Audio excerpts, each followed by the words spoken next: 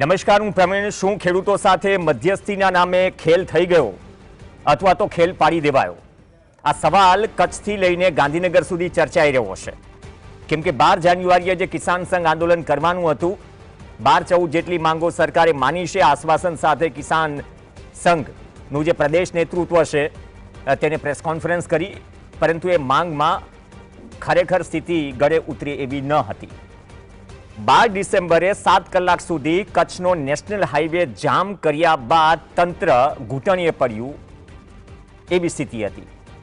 કલેક્ટરે મધ્યસ્થી કરી અને કહ્યું કે જ્યાં સુધી વીજલાઇનના કામમાં વળતરનો પ્રશ્નના નિરાકરણ ન આવે ત્યાં સુધી કામ નહીં થાય, પોલીસ પ્રોટેક્શન પણ હટાવવામાં આવશે. તો આ આશ્વાસન આપવામાં આવ્યું, મધ્યસ્થી આપવામાં આવી. 1 મહિનો થયો, 1 મહિનાથી કામ બંધ હતું. પરંતુ આજે 2 તસવીર આવે છે.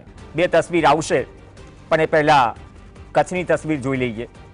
કચ્છના વાંઢિયામાં ટીંગાટોળી થવાની પ્રથા, અટકાયતનો દોર ફરીથી શરૂ થઈ ગયો છે. એ જ ગામ છે જે ગામમાં ઘણા બધા નેતાઓ પણ જઈ આવ્યા. ઘણા બધા નેતાઓ હજુ ચૂપ છે.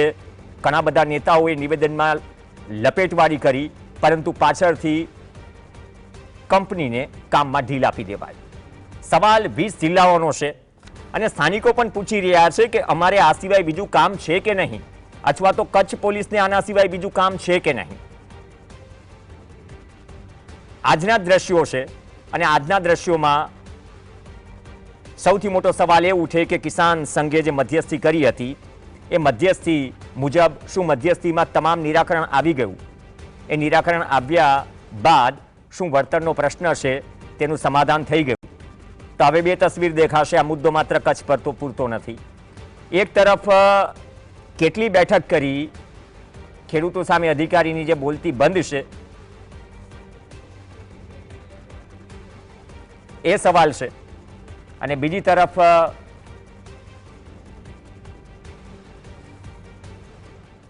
કાલાવડ તાલુકાના ખરેડીના દ્રશ્યો છે.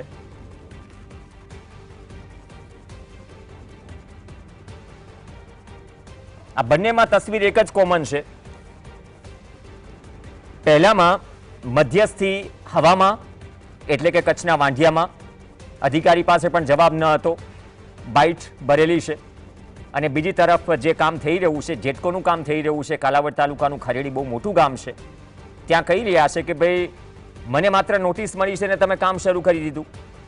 અને ઊભા ચણાના પાકમાં એમ્બિયન્સ સાથે પણ ચલાવજો. ઊભા ચણાના પાકમાં આરામથી જેસીબી જતું રહે છે. અધિકારી કે જે કંઈ પણ હાજર કર્મી છે કહી રહ્યા છે તમને વળતર મળી જશે. ત્યાં જ દાવામાં હવા નીકળી જાય છે. વળતર પહેલા આપવાનું હોય કે પછી આપવાનું, બિંદાસ જેસીબી જતું રહે છે અને જે ચણાનો પાક છે તેનો સોથ વાળી નાખે છે અને કામ શરૂ થઈ જાય છે. હવે 2 તસવીર બાદમાં જોઈશું. પહેલા કચ્છની સ્થિતિ જોઈ લઈએ. કચ્છમાં શું સ્થિતિ છે અને કચ્છમાં જે 2 ઘટનામાં અધિકારી સાથેની ચર્ચા અને સામાન્ય જનતા જે ચર્ચા કરી રહી છે તે શું કહી રહ્યા છે એ સાંભળીએ.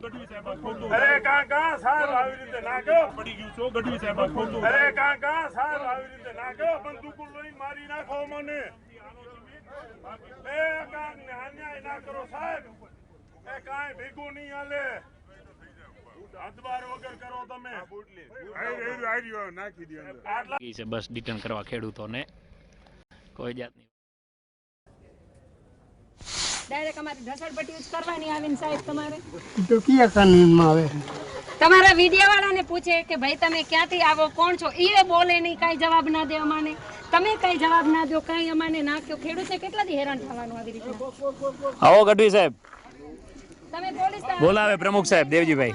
પોલીસને તમે સામે સામે કરો. કોઈ કંપની થોડી ને કઈ આ ગુજરાત કચ્છમાં કામ કરવાની હતી આપણું કોઈને. રોજ સવારમાં ઉઠીને વિડીયો વાળાને મૂકી દો, ખેતરમાં વિડીયો શૂટિંગ લે, ન કાંઈ જવાબ દે. પૂછીને અમારા ખેડૂતો મરી જાય ભાઈઓ અમારા તોય, કે ન કાંઈ કે વિડીયો વાળો કે ભાઈ હું અહીંયા છું કે હું આનું છું. એમ रेडी है, बाकी 700 खेडूत को मिल गया है, वही हम यहाँ पे भी देने के लिए रेडी है। तो 1 महीना क्यों काम बंद रहा सर? पहला तुम काम किया, बैठक हुई, तुम साथ है, कौन साहब साथ थे वहाँ पे बैठक थी? तो त्यारे क्या बोला था कलेक्टर साहब ने, एसपी साहब था ना उस पे, तो क्या बोला था कि अभी काम नहीं करना है, मध्यस्थी करके बाद में खेडूत से काम करना है। खेडूत में वही हुआ था ना, तो मध्यस्थी हुई नहीं हुई? नहीं, मीटिंग नहीं करी, मध्यस्थी तो करेगी, एक मीटिंग नहीं करी ने, कोई ना थी एक साथे 5 मिनट बैठा नहीं थी के વાત નથી થઈ, ડાયરેક્ટ એમને બોસ્તાનું કામ ચાલુ કર્યું. આપણને કઈ ખબર નથી, ખેડૂતને ખબર નથી, ખેડૂત બિચારો પોતાને ઘરે બેઠો હોય. हम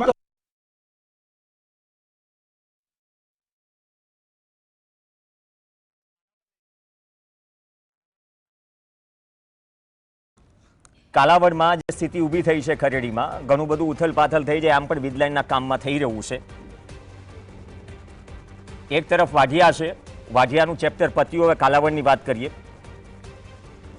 કાલાવડમાં બે દ્રશ્યો હશે અલગ અલગ, અને એક દ્રશ્યમાં જે જેસીબી દેખાઈ રહ્યું છે ચણાના પાક પર ફરી રહ્યું છે, અને એ કહેવા માટે પૂરતું છે કે જેટકોમાં નોટિસ મળી, અને એ પણ 1885ના ટેલિગ્રાફ એક્ટ પ્રમાણે, અને કામ શરૂ થઈ ગયું.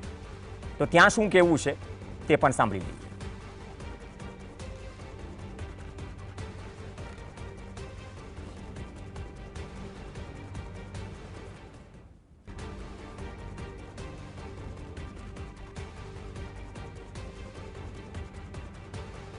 ખબર છે સાહેબ, મારો હુકમ તમે લઈને આવ્યા, તમે જોયો હોય, તમે પ્રોટેક્શન લઈને આવ્યા, તમને અમે તો ઉપરથી કલેક્ટર સાહેબના હુકમથી અમારો બંદોબસ્ત આવે. ખબર છે સાહેબ, મારો હુકમ તમે લઈને આવ્યા, તમે જોયો હોય, તમે પ્રોટેક્શન લઈને આવ્યા, તમને અમે તો ઉપરથી કલેક્ટર સાહેબના હુકમથી અમારો બંદોબસ્ત આવે.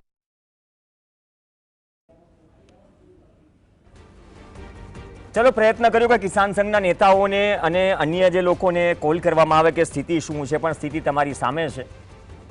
ખરેડી હોય કે પછી કાલાવડ હોય, સૌથી મોટો સવાલ એ ઊભો થાય કે અત્યારની સ્થિતિએ જે અટકાયતનો દોર શરૂ થયો છે તેમાં મધ્યસ્થીની વાત હવામાં રહી, અને નેતાઓ બોલવામાં સુરા, પાછળથી કંપનીને ઢીલ દેવાઈ રહી છે.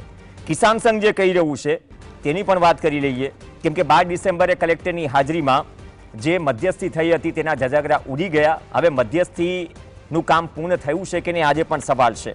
વળતર મુદ્દે સમાધાન થયું જ નથી તો પછી કામ કેમ શરૂ કર્યું, આ સ્થાનિકોના પ્રશ્નો છે. અને સમાધાન તો ઠીક, એક જે સવાલ અધિકારીને કરાઈ રહ્યો છે કે કંપની માત્ર એક પણ બેઠક કરી છે ખરા, એનો જવાબ અધિકારી પાસે નથી. એ દ્રશ્યો જોઈ લીધા, અલગ અલગ બાઇટો સાંભળી લીધી, પણ મૂળ મુદ્દો આ જ છે જમીન પર, જે મોટાભાગના મીડિયા માધ્યમો સુધી પહોંચતો નથી. અને 12 જાન્યુઆરીએ જે કિસાન સંઘનું આંદોલન હતું એ પણ મોકૂફ રહ્યું. હવે આ બધું જ થયું તો કિસાન સંઘનું શું કહેવું છે તે પણ સાંભળી લઈએ બીજા પાર્ટમાં. કેમ કે કિસાન સંઘ જે કહી રહ્યું છે, અથવા તો જે પ્રેસ નોટ વાયરલ થઈ છે, ગ્રાફિક્સ 2 ચલાવજો.